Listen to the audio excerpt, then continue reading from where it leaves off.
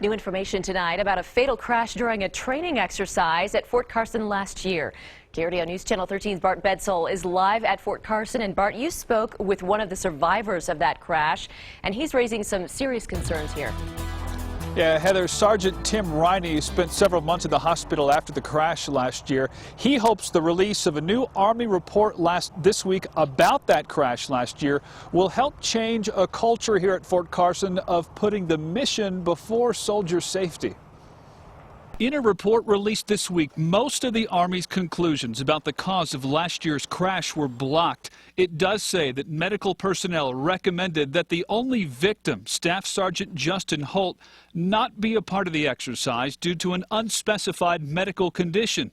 Holt died when a Stryker vehicle carrying him and 6 others went off the road and rolled 250 feet. We were actually coming back and we took a wrong turn, kind of slid off a cliff and flipped our vehicle. Sergeant Tim Riley survived and is now retired. He says someone needs to be held accountable for sending Holt out that night. Someone should go to jail for criminal negligence or something, because they circumnavigated the checks and balances in place to keep people from being forced out into the field while injured.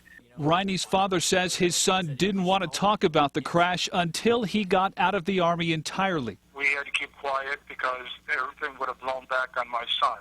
So just to clarify, you're saying that you feel like if you had spoken up earlier, that could have impacted the medical treatment he was receiving?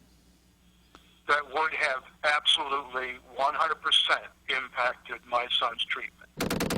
His son says this was far from the only time that the completion of an exercise was put ahead of the safety of the troops. He hopes the crash report starts a dialogue to change that. I talked to Congressman Doug Lamborn tonight. He hasn't read this new Army report, so he couldn't comment specifically on the crash. He did say that he has been to Fort Carson. He has seen these Stryker vehicles, which are similar to this one, in action. He doesn't feel that the Strykers put soldiers' lives in danger. Live at Fort Carson tonight, Bart Bedsole, KRDO News Channel 13.